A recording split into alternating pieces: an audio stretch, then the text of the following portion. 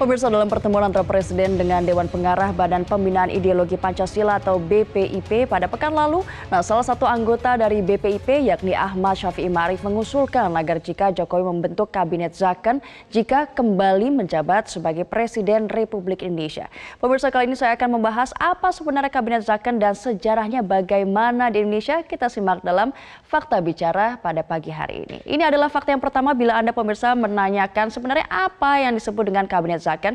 Kabinet Zakon adalah kabinet yang isinya itu para menteri yang ahli, lalu berintegritas dan punya kepedulian yang tinggi untuk kepentingan bangsa dan negara. Tetapi bicara tentang backgroundnya, ini adalah dari para ahli dalam bidangnya masing-masing.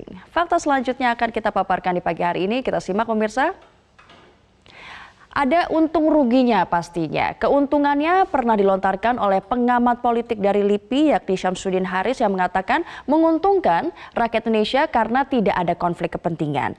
Yakni kepentingan menteri sebagai pejabat publik yang harus melayani publik, di sisi lain juga harus melayani partainya. Itu dari segi keuntungannya pemirsa, tapi juga ada kerugiannya. Kita simak.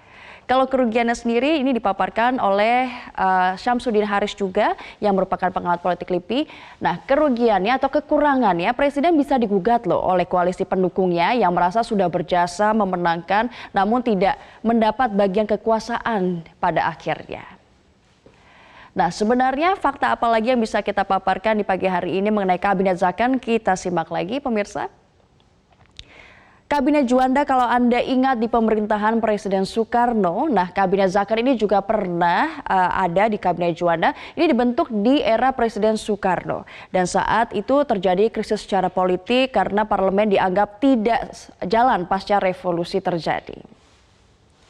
Nah, dari manakah sebenarnya bergulirnya usulan akan dibentuknya Kabinet Zakon apabila Presiden Joko Widodo kembali terpilih?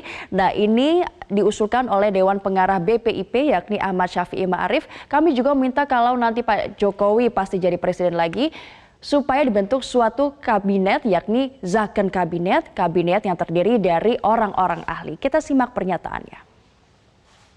Jokowi sudah pasti ya jadi presiden lagi, supaya dibentuk suatu Zakon kabinet yang terdiri orang-orang ahli, boleh dari partai, tapi partai jangan mengusulkan seorang, tapi beberapa orang ya presiden yang menentukan. Jadi presiden lebih berdaulat.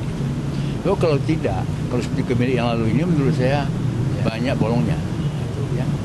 Kita berharap juga bahwa para menteri itu harus paham Pancasila, betul paham, dan patriot gitu loh, untuk menjaga kedaulatan bangsa negara. Nah pemirsa, kalau Anda ingat 5 tahun lalu atau tahun 2014 lalu ini penyusunan kabinet yang dilakukan Joko Widodo menunjuk 21 orang menteri yang bertugas dan ini latar belakangnya hampir sebagian besar adalah profesional. Dan bagaimana pembahasannya kita akan simak dan kita akan bahas bersama rekan saya Kevin Egan. Silahkan Egan.